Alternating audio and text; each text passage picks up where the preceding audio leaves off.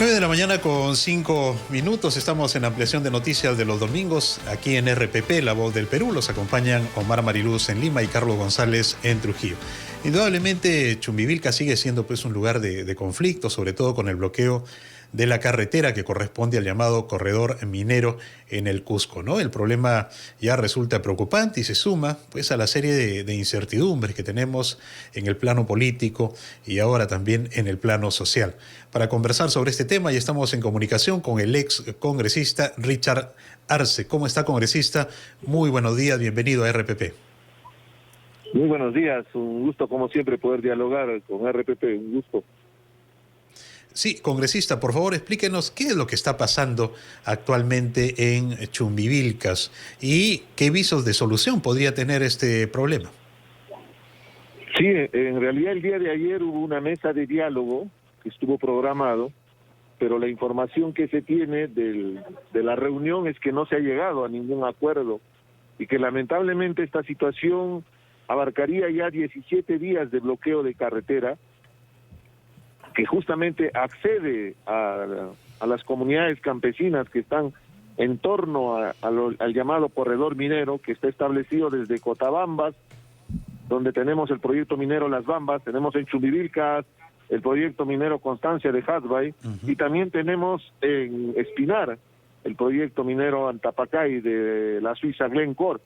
El problema latente es que el ministro Bellido, recordemos bien, el 2 de agosto, entró a su comunidad, ahí en la zona de Muyurjo, supuestamente para dialogar con la población. Él anunció con bombos y platillos que supuestamente se había levantado la paralización, pero lo único que hemos visto es irresponsabilidad de parte de la PCM, y lo que ha originado finalmente es que tengamos este bloqueo de carretera. Consecuencia directa es que estemos en este momento con la situación de conflictividad latente que podría escalar y sin ningún viso de solución. Entonces el cuestionamiento y la pregunta es: ¿dónde está la autoridad? ¿Dónde está el gobierno? Si es una responsabilidad de parte del Ejecutivo atender justamente los conflictos sociales, más aún si se ha planteado dentro del proyecto de la ley de presupuesto, el propio presidente en Estados Unidos ha manifestado abiertamente su compromiso con mantener la seguridad jurídica en el país para garantizar las inversiones. Entonces, todo esto quedaría en saco roto porque pondría en riesgo un sector muy importante del país, donde se sustenta inclusive el presupuesto del país para el próximo año. Así es. Muy buenos días ante todo, señor Richard Arce, y preguntarle para que la gente entienda por qué este conflicto no es nuevo, lleva ya varios años y usted quizá lo conoce mejor a detalle. ¿Cuál es el problema de fondo? ¿Por qué se sigue paralizando la carretera, paralizando incluso las exportaciones? Porque no pueden salir los minerales por el corredor minero del sur. ¿Cuál es el problema de fondo y por qué le es tan difícil a las autoridades resolverlo? Omar, tú tienes conocimiento de esta problemática que viene aconteciendo desde el año 2019 en el gobierno de Martín Vizcarra, que pretendió atender la conflictividad. Lamentablemente no hubo solución y ha llegado a este momento con este nivel de bloqueos. El pliego petitorio de las comunidades contempla en primer lugar que se derogue una resolución ministerial del Ministerio de Transportes y Comunicaciones que permitió recategorizar la vía como vía nacional. Las comunidades reclaman y cuestionan este proceso de recategorización, pero también ahí hay un tema formal, porque la vía es tan extensa y ha habido requerimiento de parte de los municipios en el momento que estuvieron en el cargo. Está hablando del año 2018 y la gestión anterior, inclusive del propio gobernador regional del Cusco de esa época, el señor Licona. Entonces, se ha seguido todos los procedimientos para la recategorización de la vía. Están pidiendo una indemnización por derecho de uso de vía. Es una afectación a sus terrenos comunales. En eso sí creo que inmediatamente el Ministerio de Transportes y Comunicaciones tienen una tabla establecida para indemnizar, debería de una vez resarcir a las comunidades. Otro aspecto determinante que plantean es que sean considerados como zona de influencia directa. Ahí hay ciertos problemas porque, según la ley de minería, la zona de influencia directa es el lugar donde se hace la explotación minera.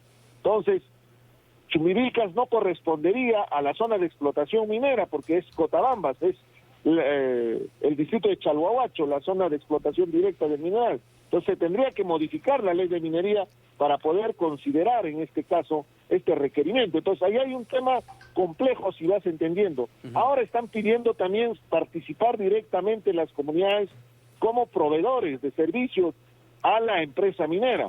Es un tema que tienen que dialogar, pero que ahí el Estado tiene que tener participación determinante. Lo que ha sucedido para que se llegue a este extremo después del 2 de agosto, recuerda bien la entrada en caballo y todo lo que representó, desde mi punto de vista, un acto irresponsable y populista de Guido.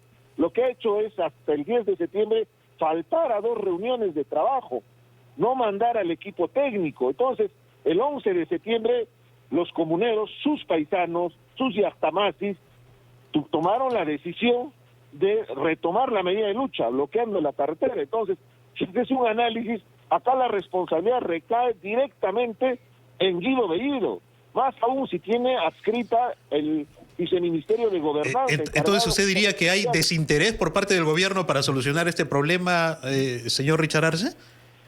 No solamente desinterés, sino también negligencia.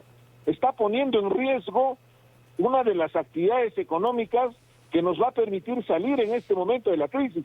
Y no lo dice Richard Arce, lo ha dicho el presidente, lo ha dicho Pedro Franque en la sustentación de la ley de presupuesto, lo ha dicho en el Perumín, en una presentación que tuvo este fin de semana. Entonces, objetivamente, tiene que haber coherencia. Esa seguridad jurídica que hablaba el presidente pasa por lograr la paz social, pasa por la responsabilidad de abordar el problema con compromiso. Además, esto es parte de uno de los tantos problemas que hay en el corredor, y lo que está originando es que si no soluciona esto podría escalar y podría levantarse en todo el corredor, porque hay un detalle muy concreto.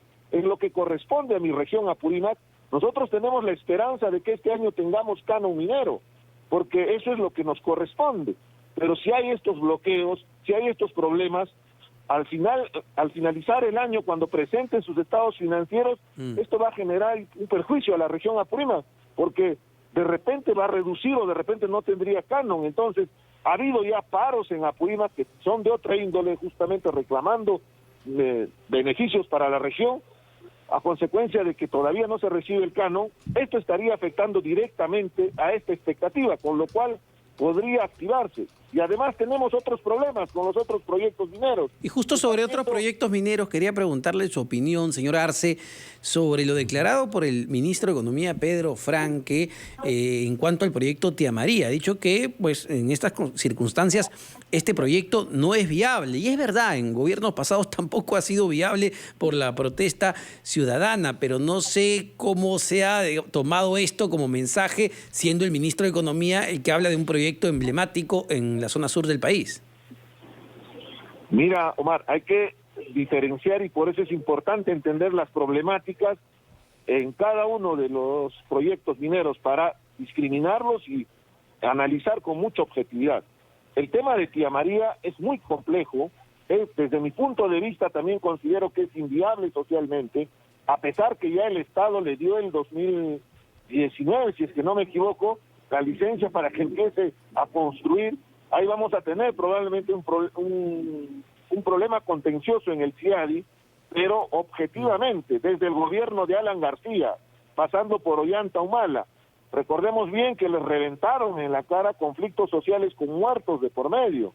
Entonces, hemos llegado al gobierno de PPK, Vizcarra, no se ha avanzado casi nada, ha sido irresponsable justamente el manejo, pero sobre todo, habría que diferenciar con el corredor minero. En el corredor minero la mayoría de la población está de acuerdo con la actividad, inclusive lo que están demandando es ser partícipes de la actividad siendo proveedores de servicios. Entonces, con toda la responsabilidad, o sea, aprovechemos donde hay la paz social, donde hay, llamémosle, esta licencia social de la población, y planteemos alternativas para que se beneficien esas poblaciones, y no lleguemos a extremos como lo que sucede en Tía María o en Conga, donde son proyectos inviables, porque evidentemente si la población no está de acuerdo, no va a ser posible desarrollar un proyecto minero. Eso que quede zanjado, pero viendo con responsabilidad lo que viene aconteciendo con el país, con esta crisis económica, No tenemos otra alternativa porque los otros sectores,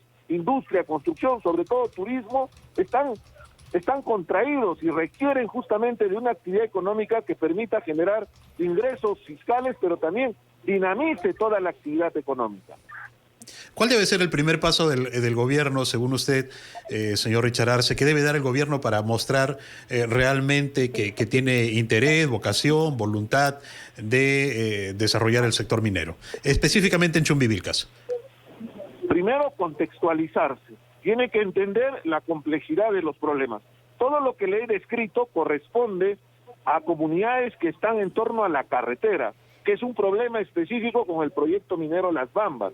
Es respecto a un tema de resarcimiento, en este caso que tiene que cumplir el Ministerio de Transportes y Comunicaciones, y evidentemente que participe como mediador, que vayan y asistan a las mesas de diálogo. Es una irresponsabilidad. No se le estaba pidiendo la presencia del Premier, era de sus viceministros, los técnicos que tienen ahí, y no fueron a la reunión, y por eso es que llegamos a esta situación. Ahora bien, en esa contextualización hay otros problemas. Por ejemplo, en el caso de Hadbay, están en plenos diálogos para llegar a un acuerdo, le llaman convenio marco, con las comunidades de los distritos de Chamaca y de Lille, que es la zona de influencia, que también es Chumbivilcas, la tierra de Bellido. Entonces, con responsabilidad, que no permitan que el conflicto escale a esta zona. Y lo mismo en Esquinar. En Esquinar se tiene un nuevo proyecto, se llama Extensión Jorojuaico, es un nuevo tajo abierto. El año pasado ya hubo conflicto, ustedes han sido testigos. Entonces, con objetividad, si se dan cuenta, ahí nomás puede haber problemas. Ahora, si trasladamos hasta Purímac, en Cotabambas también hay una mesa de diálogo para poder buscar beneficios como el tema del canon minero para que llegue. Este año se ha dado un adelanto de canon bajo la modalidad de facilidad financiera, han recibido varios municipios, pero ¿cómo se va a cubrir esas necesidades si es que la carretera está bloqueada, si la actividad no se está desarrollando, más aún que el Perú. Exactamente, es una verdad. El Perú es un país minero, gran parte de los recursos viene de la minería para las regiones y esta actividad pues se ve afectada. Lamentablemente el presupuesto de todo el país también se va a ver afectado. Muchísimas gracias, señor Richard Arce, por esta entrevista, excongresista de la República. Son las 9:17, Carlos, vamos a escuchar a los anunciantes y venimos con más en Ampliación de Noticias.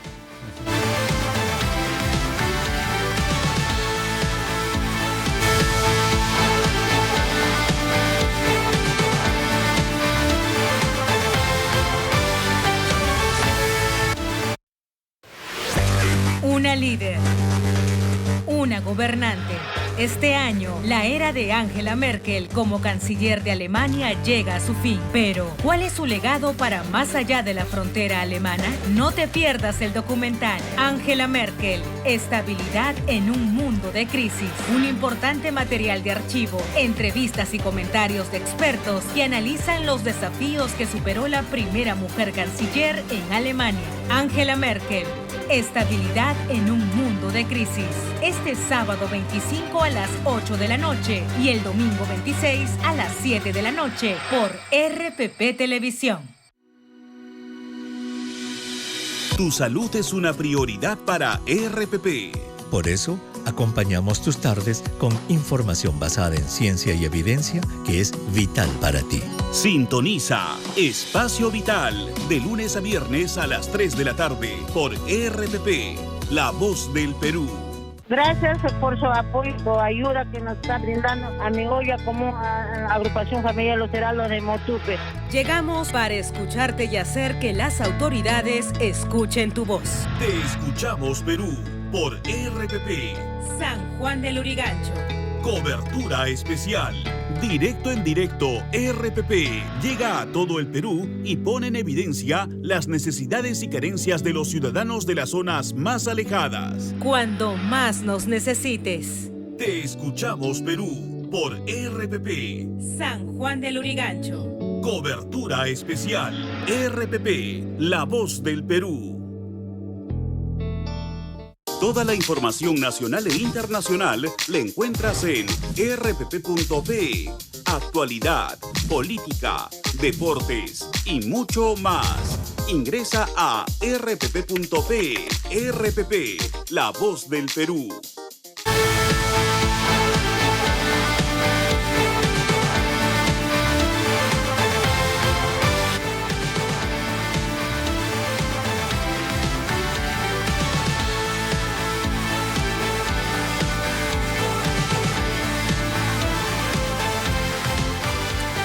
De la mañana con 20 minutos. Omar Mariluz en Lima y Carlos González en Trujillo los acompañan este domingo en ampliación de noticias aquí en RPP, la voz del Perú.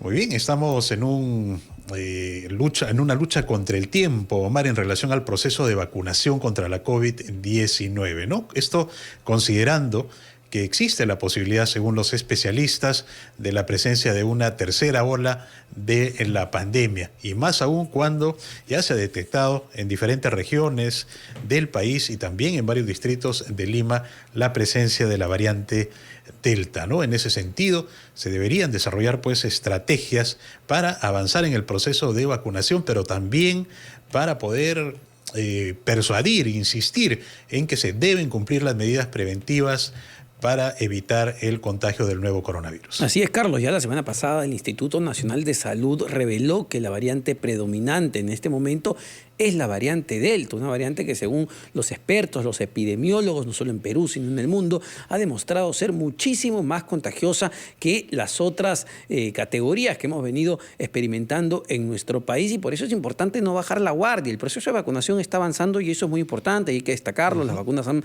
seguido llegando, pero no hay que olvidar algo, digamos, de la población total, ¿no? Incluyendo a los niños, todavía no llegamos al 30% totalmente vacunado. Ojo, tenemos entonces a un 70% de los peruanos que no están vacunados, no tienen la protección total, y el riesgo de sufrir una tercera ola es entonces latente, sobre todo por la predominancia de esta variante. Pero nos vamos en este momento con nuestra compañera Andrea Mezquita, que justamente está en el proceso de vacunación en casa por casa en ATE. Ojo con esto, estamos variando las estrategias. Andrea, muy buen día. Muy buenos días, Omar, directo en directo. En esta ocasión se está ejecutando esta actividad de casa por casa, la vacunación exactamente en ATE, debido a que es en este distrito donde se ha detectado los 3 casos de la nueva variante Delta Plus, y se está realizando esto no solamente a las personas de 23 años a más, sino se ha determinado que lo hagan de 18 años a más en esta ocasión para justamente prevenir la propagación de esta nueva variante. La doctora Tania Castro, directora general de la DIRIS Lima Este, da detalle justamente de esta actividad. Vamos a escuchar. Claro, como lo comentábamos temprano, no solamente es vacunarse, son varias acciones que debemos mantener. Uno es la vacuna, que tengamos las 2 dosis. Lo otro es mantener las medidas de prevención, el uso de mascarilla, el lavado de manos, el distanciamiento social, evitar visitar lugares donde haya aglomeración de personas. Repito, la vacuna es muy importante solamente si tenemos las 2 dosis. Si nos colocamos una no es ninguna. Debemos tener las 2 dosis para estar protegidos y evitar las formas graves de esta enfermedad. Doctora, estamos en vivo para RPP Noticias, para que nos pueda dar detalles acerca de justamente esta actividad. Las personas están escuchando a través de RPP Noticias. Es muy importante también recalcar qué características tiene esta variante. Bueno, esta variante, al igual que las otras variantes, en cuanto a la sintomatología, son similares. Tos, dolor de cabeza, moco, malestar general, fiebre. Pero en este caso, en la variante Delta Plus, lo que la caracteriza es la velocidad de su diseminación y la intensidad de los síntomas. Entonces, pero yo creo que para lo que debe quedar claro en la población es que ante la presencia de cualquier síntoma respiratorio, repito, tos, dolor de garganta, moco, dolor de cabeza, malestar general, debemos acudir inmediatamente al establecimiento de salud donde el profesional va a hacer la evaluación correspondiente. ¿Qué zonas van a acudir ustedes para la vacunación casa por casa? En este momento estamos en el asentamiento humano Tupac Amaru y al frente en Ceres, que son los lugares donde se han evidenciado estos casos. Pero adicionalmente tenemos 42 puntos COVID, 42 establecimientos dentro de la jurisdicción de Lima Este y acá en el distrito distrito de ATE 12, donde realizamos la prueba molecular e invitamos a todas las personas que si tuvieran sintomatología o han estado en contacto con algún paciente COVID o tienen dudas, simplemente acudan a estos puntos donde se les va a resolver la duda, se les va a informar y además, si fuera necesario, se les va a tomar la prueba molecular. Doctora, rapidito nada más, con respecto a las características de estas 3 personas, nos indica que son jóvenes. ¿De qué edades? Bueno, tenemos un joven de 19, la otra persona de 39 y 42 años. Las 2 personas de sexo femenino están estables, están en sus domicilios y bueno, lamentablemente el joven de 19 está hospitalizado en UCI, pero estamos esperando su evolución, ¿no? ¿Él estaba vacunado?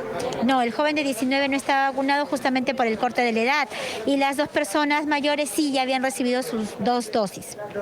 ¿Él se encuentra en qué hospital? En Chosica. En el hospital Chosica. ¿Él vivía por acá? Sí, es de la jurisdicción de ATE. ¿Se sabe cómo es que se habría contagiado? No tenemos mayor alcance, lo que sí sabemos es que no estaba vacunado y tenía un factor de riesgo, pero repetir que no solamente las medidas de prevención, sino aunado a la vacuna vamos a evitar contagiarnos y evitar las formas graves de la enfermedad. Perfecto, doctora, muchísimas gracias por darnos detalles acerca de lo que está ocurriendo aquí en el asentamiento humano Tupac Amaru. En ATE son más de 500 vacunas que se van a administrar el día de hoy y más de 1000 pruebas moleculares. Directo en directo a RPP Noticias. Muy bien, gracias Andrea por la información. Y avanza, Omar, el proceso de inmunización y siempre insistiendo, ¿no?, en la recomendación de asistir a vacunarse, cumplir con sus la aplicación de las 2 dosis y también continuar cumpliendo con las medidas de seguridad, respetando los protocolos de bioseguridad, protegiéndonos y protegiendo también a las personas cercanas a nosotros. Ahora, Omar, es importante, ¿no?, que las instituciones puedan trabajar de manera articulada y coordinada, ¿no?, específicamente las direcciones regionales de salud con el Ministerio de Salud. Hubo cierto ruido en relación a definir bien los grupos etarios hace algunos días y cuya solución debería pasar pues por coordinaciones y explicaciones de la necesidad de inmunizar a las personas, considerando además que cada región pues presenta sus particularidades. Y un punto de coordinación, dado que lo menciona Carlos, entre gobiernos regionales, municipalidades y gobierno central, tendría que ser este carnet de vacunación que se está solicitando ya en algunas regiones como Tacna o como Ica. Conversamos más temprano con el director regional de salud de Ancash y nos decía que todavía no lo estaban evaluando en Ancash, pero sí está, conforma parte de este debate, pero la dirección, ¿no?, la medida, la directriz tendría que salir del gobierno central, tendría que salir del Ministerio de Salud o los gobernadores. Cada gobernador regional tiene la autonomía suficiente para implementar estos carnets de vacunación, van a ser necesarios, para qué actividades. Es decir, no hay todavía una política del gobierno central sobre este tema en específico. No sería tampoco una mala idea de desechar sin antes, ¿verdad?, tener en consideración de un diagnóstico, de una evaluación, ¿no?, ver también cómo ha funcionado en otros países. Así es. ¿No?, y de acuerdo a estos resultados, aplicarlos a nuestra realidad, porque también es una posibilidad, como decimos, que necesita ser evaluada, analizada y a partir de ahí tomar las decisiones que corresponden. Y el momento es muy importante, Carlos, ¿no? No es lo mismo implementar o obligar a la población a contar ya con un carnet de vacunación en este momento donde decimos que todavía la mayor parte de los peruanos no está vacunado aún, y ver ejemplos como tú mencionas. El caso francés me parece muy importante, ¿no?, donde se avanzó en su proceso de vacunación, pero llegó a un punto donde los franceses no querían vacunarse. Había una gran cantidad de personas de 40, 50 años que no se estaban vacunando y el presidente Emmanuel Macron decidió pues exigir estos carnets de vacunación para realizar ciertas actividades como ir a cafés, a cines, a teatros. De inmediato, en cuestión de días, la tasa de vacunación creció de manera exponencial. Pero bueno, que entre en todo caso esto al debate para ver en qué momento es el más adecuado y si es necesario solicitarlo, pero ya como una política de salud pública general, porque lo que estamos viendo todavía son iniciativas aisladas de determinados gobiernos regionales y municipalidades. Pero son las 9:29. Carlos, tenemos que escuchar los titulares y venimos con más aquí en Ampliación de Noticias, así que no se nos despeguen.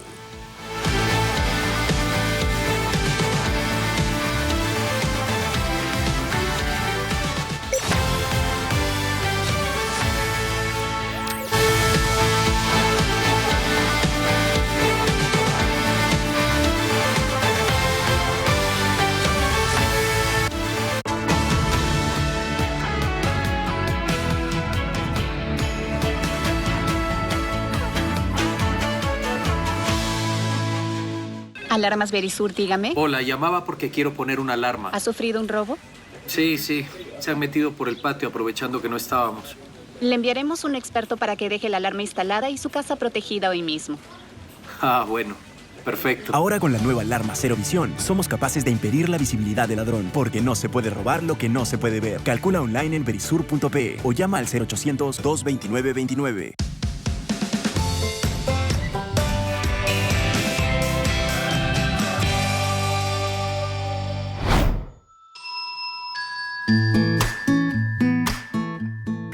La ajedrecista Fiorella Contreras Guamán ganó la medalla de oro en la categoría sub-18 del 31 Festival Panamericano de la Juventud 2021.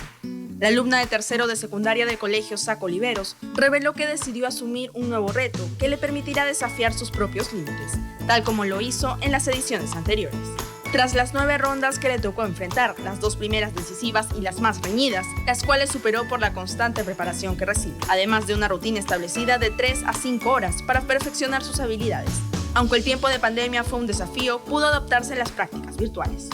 Uno de sus objetivos más cercanos es alcanzar la clasificación a las Olimpiadas de Ajedrez 2022, que se realizarán en Moscú, y expresó su deseo de consolidar su presencia en el mundo del ajedrez, inspirándose en grandes personajes como Judith Polgar y Hou Yifan.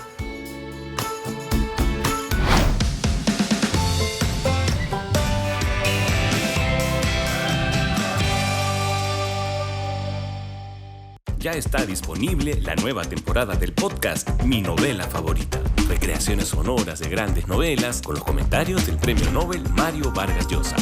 Ingresa a rpp.pe podcast RPP y ubica a Mi Novela Favorita.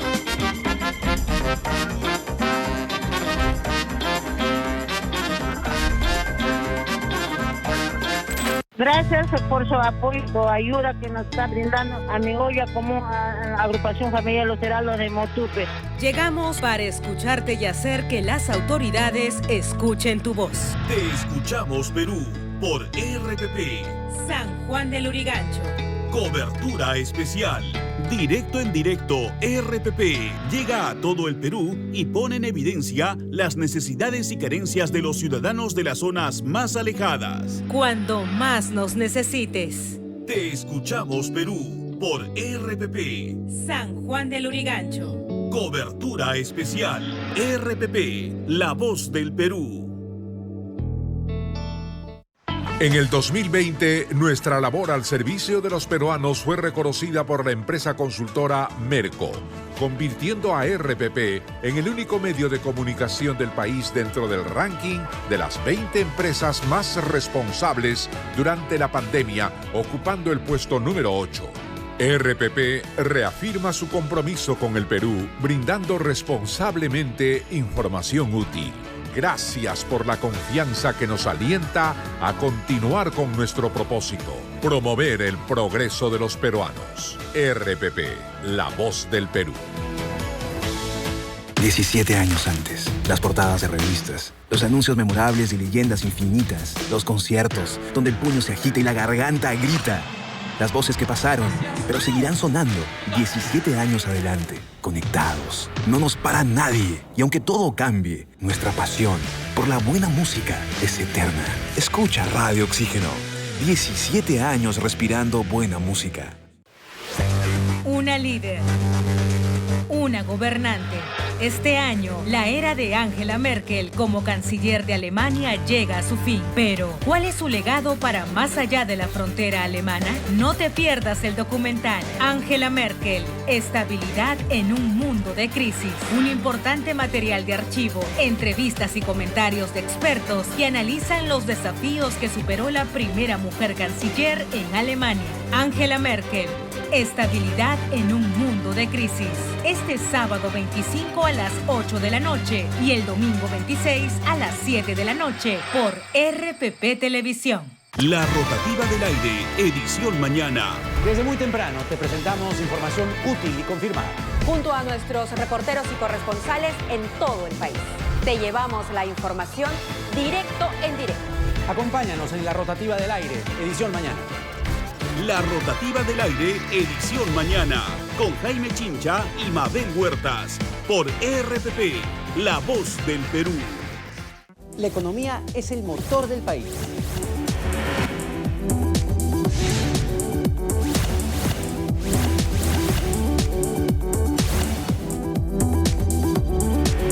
Por eso te mantenemos informado de la manera más dinámica, útil y confiable para que tus decisiones sean las más acertadas. 8 de cada 10 trabajadores está en la informalidad. Soy Omar Mariluz. Acompáñame en Economía para Todos a las 4 de la tarde por RPP.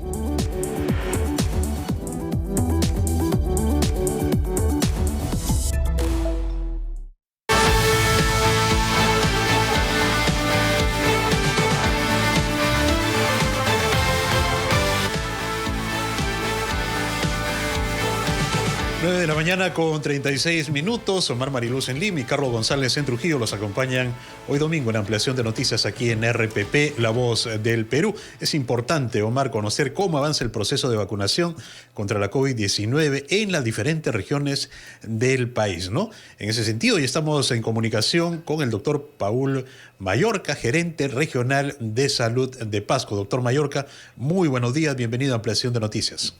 Muy buenos días, estimados corresponsales. Doctor, ¿cuánto se ha avanzado en el proceso de vacunación tanto con la primera y segunda dosis en la región Pasco hasta el momento? Bueno, al corte que tenemos, que es el día de ayer a las 8 de la noche, tenemos 216.865 dosis entre la primera y segunda dosis, habiendo un margen más o menos de 40.000 entre la primera dosis que tenemos, en primera dosis 128.669 pacientes o personas, y la segunda dosis 88.196. Y eso en términos porcentuales, ¿qué porcentaje de la población de Pasco está ya totalmente vacunada, totalmente protegida con ambas dosis? En ambas dosis tenemos más o menos un 62% en ambas dosis, pero tenemos una diferencia que es más o menos de 40.000 dosis que se está avanzando para la cobertura de la segunda dosis. Sí, doctor Mallorca, tenemos entendido y tenemos información que se ha detectado un menor de edad con la variante Delta en la ciudad de Pasco. Por favor, ¿podría ofrecernos mayor información al respecto? Sí, en realidad nosotros como provincia de Pasco no teníamos ninguna variante Delta, más sí en la provincia de Oxapampa teníamos 17 casos. En esta ocasión, la semana pasada, el día jueves, el Instituto Nacional de Salud nos dio la información que un menor de 13 años de edad, varón de 13 años de edad, tenía la variante Delta. ¿Y qué síntomas presentó, doctor?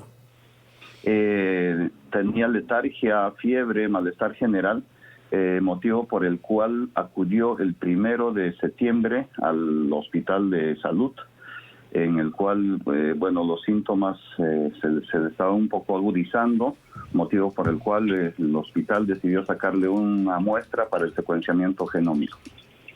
Y en Pasco solo para precisar, me decía que tenían ya el 64% de la población vacunada con ambas dosis, pero esto es la población mayor a los 40 años, entiendo. Exactamente, nosotros tenemos un corte ahorita, estamos en realidad a un 68.6% entre ambas dosis. Claro, pero ¿a qué grupo etario ya están vacunando en Pasco? Nosotros hace una semana atrás estamos vacunando a mayores de 20 años. Teníamos el stock, nuestro gobernador regional Pedro Ubaldo Apolinar hizo también las gestiones para que nos llegue más stock de vacunación, entonces nosotros pudimos bajar la dosis de 20 años hacia arriba, y obviamente también a nivel nacional, como nosotros también lo estamos realizando en población de la indígena de 18 años hacia arriba. ¿Actualmente tienen disponibilidad de vacunas? ¿Hay disponibilidad de vacunas en Pasco, doctor?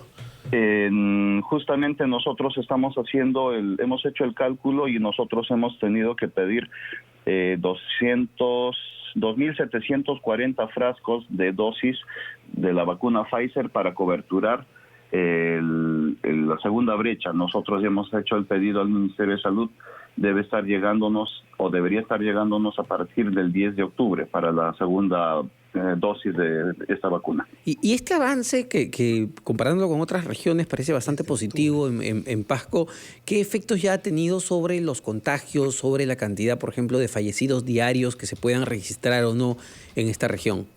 Ciertamente nosotros habíamos tenido ya un avance hasta la semana pasada que no teníamos fallecidos en 8 días. Pues en la provincia de Yanahuanca más o menos van un mes que no hay fallecidos. En Oxapampa estamos en 8 días. En Pasco sí ha fallecido dos personas, un varón de 43 años con una comorbilidad de 215 kilos, no tenía ninguna vacuna. Entonces, esos datos nos aseveran que la vacuna nos está protegiendo a todos, ¿no? Para no llegar a casos moderados o severos. Volviendo al tema del niño de 13 años que hablábamos de la variante Delta, este niño viajó a otro departamento, a otra región, al parecer ahí se contagió.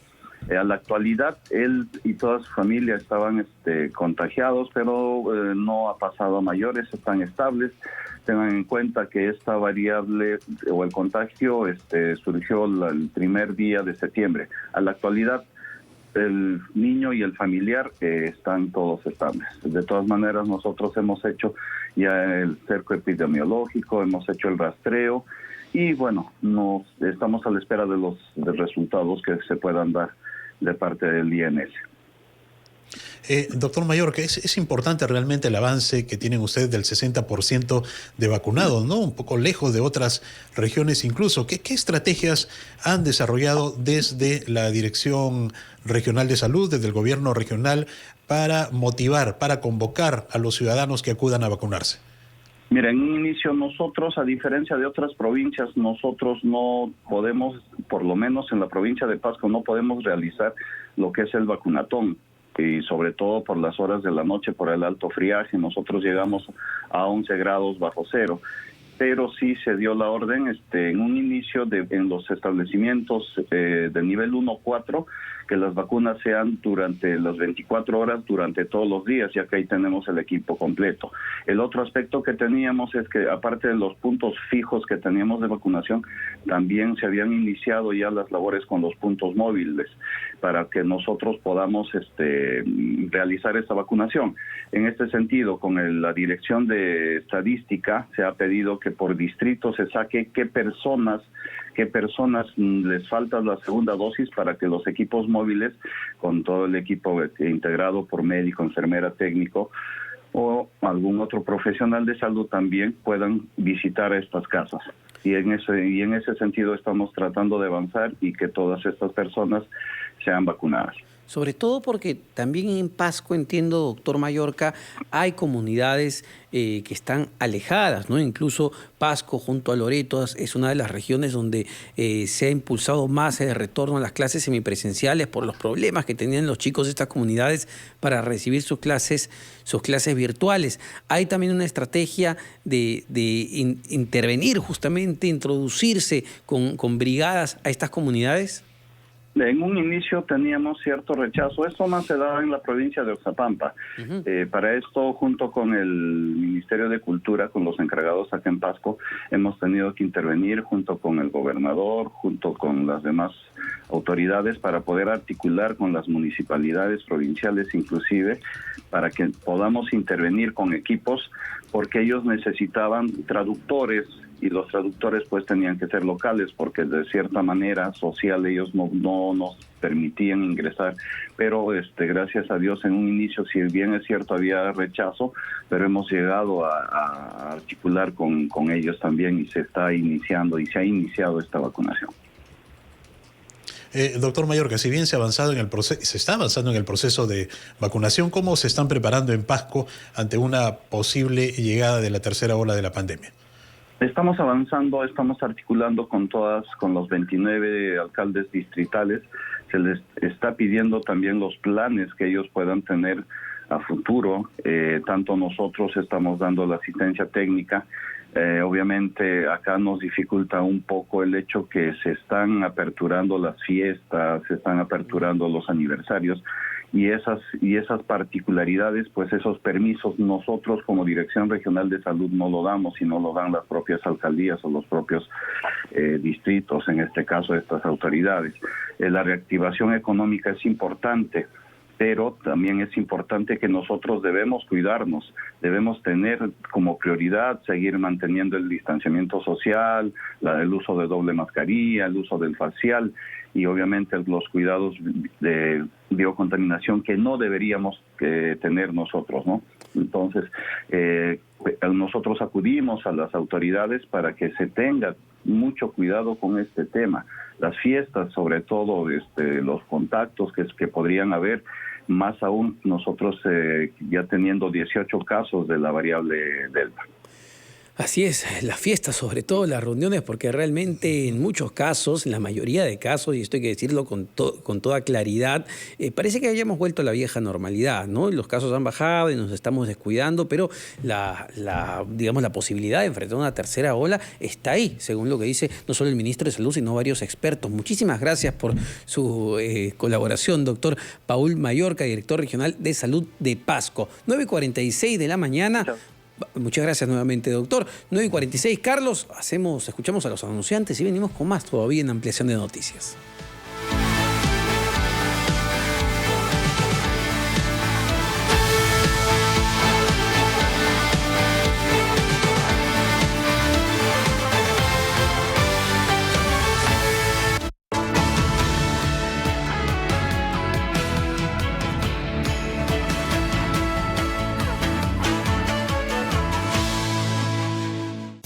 Un día como hoy llega gracias a Universidad Continental. Estudia sin barreras de tiempo y espacio en pregrado y posgrado con los líderes de la educación a distancia en el país.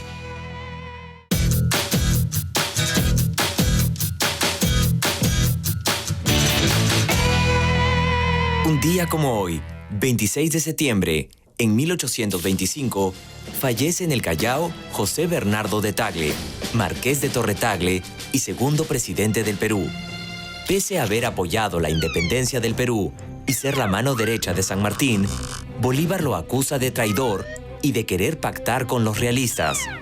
Su ministro es ejecutado y, temiendo el mismo fin, se entrega como prisionero de guerra con su familia al último bastión realista, la fortaleza del Real Felipe, pero muere por la hambruna y la peste en su encierro en la fortaleza. Su esposa Mariana también muere. Sus 3 hijos logran sobrevivir, aunque uno muere a los pocos días de libertad. Más de un siglo y medio más tarde, un día como hoy, en 1983, se produce el llamado Incidente del Equinoccio de Otoño, en el que la actuación del teniente coronel del ejército soviético, Stanislav Petrov, salva al mundo de una guerra nuclear entre la Unión Soviética y los Estados Unidos. Petrov, encargado de accionar el botón rojo que desataría el conflicto, es advertido por las alarmas de un satélite soviético sobre la inminencia de un ataque nuclear estadounidense. Sin embargo, se mantiene escéptico y decide esperar unos minutos, descubriendo que se trataba de un error en los detectores debido a la alineación entre los satélites, la Tierra y el Sol, por la proximidad del equinoccio. Esto sucedió un 26 de septiembre, un día como hoy. Un día como hoy llegó gracias a Universidad Continental. Estudia sin barreras de tiempo y espacio en pregrado y posgrado con los líderes de la educación a distancia en el país. Durante esta pandemia, tal vez perdiste a un ser querido o le pasó algo malo a alguien a quien querías mucho. En nuestra vida hay situaciones dolorosas que nos provocan tristeza. La tristeza es necesaria, nos permite asimilar las pérdidas. Cuando estamos tristes, sentimos que nuestra energía disminuye, nuestro ánimo decae. Sea cual sea la forma en que manifiestas tu tristeza, es importante que la puedas expresar. Busca con quién conversar, con amigos, con familiares, cuéntales cómo te estás sintiendo. También puedes canalizar la tristeza a través del arte, dibujando, pintando. Si la tristeza que sientes es muy profunda, con un dolor emocional muy intenso, es importante que busques ayuda. Los profesionales de la salud estamos para apoyarte.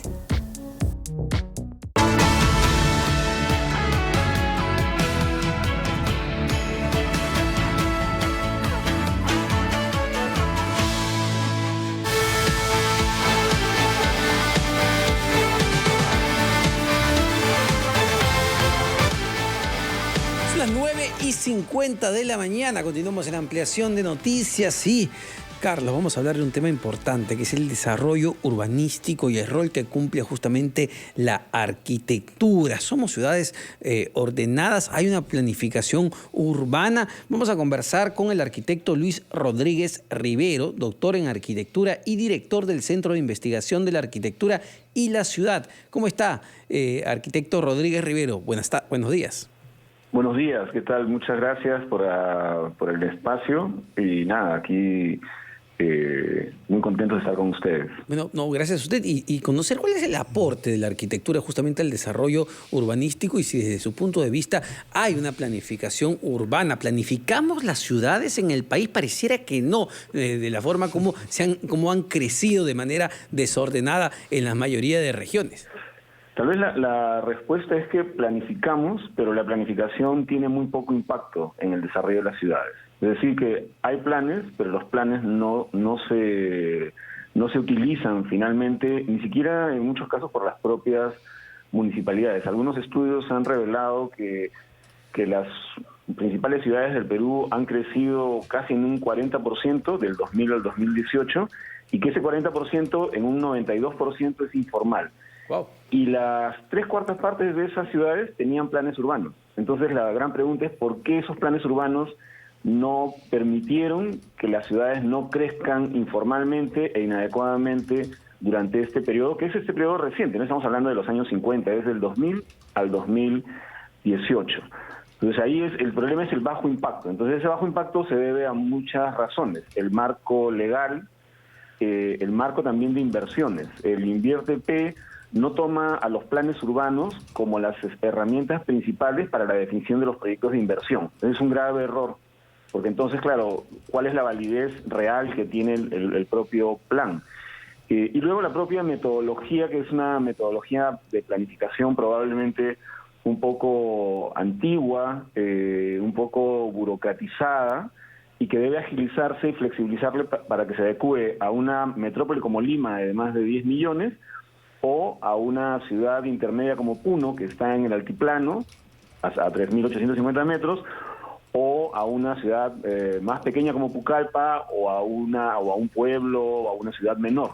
Claro. Entonces, esa flexibilidad que tiene que tener la reglamentación para eso no existe tampoco.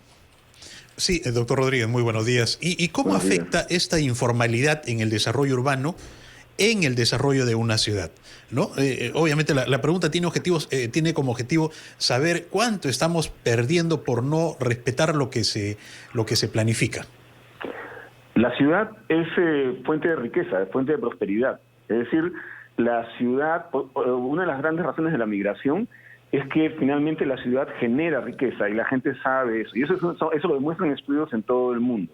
Entonces, si la ciudad no se maneja racionalmente, esa riqueza puede ser contraproducente a la propia ciudad y a la propia calidad de vida. Por ejemplo, el tráfico de tierra genera riqueza. Hay gente que se está enriqueciendo con el valor del suelo. Hay gente que se está enriqueciendo con el dinero de la gente que más necesita. La especulación urbana, que ya no la hace el traficante marginal, etcétera, sino que la hacen las grandes empresas que compran enormes cantidades de terreno y están esperando un cambio de zonificación, también genera riqueza. Entonces, la ciudad es generadora de riqueza entrante en formas legales y en formas ilegales. Entonces, eso es lo que se pierde, y se pierde mejorar la calidad de vida de la población. Ahora, ¿y cuál es el rol o cuán importante es el rol de los propios alcaldes? Y no sé si hay un nivel de afectación de la poca continuidad que hay en las municipalidades, ¿no? Tienen gestiones de solo 4 años, se puede elaborar un plan de urbanización para una zona, pero viene otra autoridad, todo cambia. ¿Esto termina afectando la planificación de las ciudades? De hecho que sí. Bueno, eso es un mal nacional, ¿no? O sea, la falta de continuidad en las políticas públicas, la falta de continuidad en las decisiones, las vemos no solamente a nivel de los alcaldes provinciales o distritales, sino también del gobierno central, de los ministerios, del Congreso. Entonces eso es un mal nacional porque no hay una perspectiva de largo plazo y sobre todo podríamos decir que no hay una suerte de imaginario común de a dónde queremos ir como país, a pesar de que ya estamos justamente cumpliendo 200 años como república. pero no tenemos muy claro, hay muchos fragmentos, muchas maneras de entender el Perú y el futuro, y eso afecta también, obviamente, a la ciudad, al urbanismo, como afecta a la educación, como afecta a la salud. Es un problema como estructural y transversal a nuestra vida democrática incluso, ¿no? Doctor Rodríguez, ¿y cómo corregir lo malo que se ha hecho hasta ahora en el desarrollo urbano? ¿Qué decisiones deberíamos esperar de nuestras autoridades, incluso de nuestras autoridades local, para advertir al menos que hay interés, ¿no?, en, como decíamos, corregir estos errores en el desarrollo urbano que hemos tenido hasta ahora? Bueno, estamos en un momento crucial y muy importante a nivel urbano. Hace 2 meses, el 14 de julio, se han aprobado la Ley de Desarrollo Urbano y la Política Nacional de Vivienda y Urbanismo. Son 2 herramientas potentísimas. La Ley de Desarrollo Urbano contiene, sobre todo en un 70%, lo que se venía reclamando hace muchos años, casi 15 años, la Ley de Suelos, que justamente hace lo que estábamos conversando. El suelo es un capital, es un valor importantísimo. La Ley de Suelos lo que hace es permitir que a través del valor que genera el suelo, y que sobre todo es un valor que maneja el Estado, se pueda financiar obras de infraestructura pública, de equipamiento y de servicios para que la ciudad mejore. Esa ley se está reglamentando. Obviamente, como el suelo es esa riqueza, está sujeta pues al apetito de todos, ¿no? Legítimo, seguramente. Y hay sectores, sobre todo el sector privado, inmobiliario, algunos sectores que no están muy contentos con esa ley, porque claro, como la idea es que redistribuya para que todos se beneficien de ese capital que el Estado tiene, que es el suelo, entonces obviamente las ganancias de algunos sectores van a bajar un poco. Tampoco los traficantes están de acuerdo con esta norma, tampoco las municipalidades, porque les quitan también de alguna manera cierta libertad para decidir cosas equivocadas. Entonces la ley va a permitir cierto ordenamiento y se refuerza con la política que esperemos que tenga continuidad. La política también tiene como uno de sus vértices principales el propiciar una ocupación sostenible del suelo urbano y generar una oferta de vivienda adecuada, porque ¿qué pasa? La ciudad se extiende porque no hay oferta de vivienda. Es decir, si yo no tengo una oferta de vivienda a la cual puedo acceder, entonces invado o compro un traficante u otra modalidad. Entonces tiene que existir al mismo tiempo una oferta de vivienda para los más necesitados y al mismo tiempo unas políticas que busquen ordenar esa ocupación del suelo. Y en ese Tenía que ser sentido, una oferta accesible, ¿no? Una oferta accesible. En ese sentido, también es importante entender que esto es una tarea en la que tenemos que estar involucrados todos, y por eso en el Centro de Investigación de la Arquitectura y la Ciudad, que dirijo, de la Unidad de Arquitectura de la Universidad Católica, hemos empezado una suerte de periodo de reorganización para poder empezar a tener un poco más de incidencia, que la academia salga un poco más a la vida pública, al menos de nuestro lado, y poder tratar de hacer más incidencia justamente en la continuidad de esas políticas públicas. Estamos realizando un evento, un seminario que se llama El Perú como Proyecto, cuya perspectiva es netamente urbana, contribuciones de la arquitectura y el urbanismo, en donde justamente estamos intentando empujar esos temas, difundirlos, sacar los conocimientos que la academia produce hacia la sociedad. En ese sentido es fantástico que podamos conversar. ¿Qué tipo de investigaciones se van a presentar? Son 5 líneas de investigación. Una primera es el patrimonio como proyecto, no pensar en el patrimonio arqueológico, el patrimonio monumental, el patrimonio urbano, no pensarlo como algo del pasado, sino como justamente un valor, un capital para el desarrollo futuro y para la prosperidad. Otro es una sostenibilidad apropiada. Nosotros tenemos problemas específicos. La sostenibilidad es una teoría global, pero en el Perú tiene que poderse manifestar, por ejemplo, en temas como la protección de las lomas en Lima, o por ejemplo el problema de las heladas en Puno. Es decir, tenemos un sinfín de problemas de carácter ambiental y sostenible sobre los cuales tenemos que trabajar. La ciudad como futuro, pensamos mucho en la ciudad como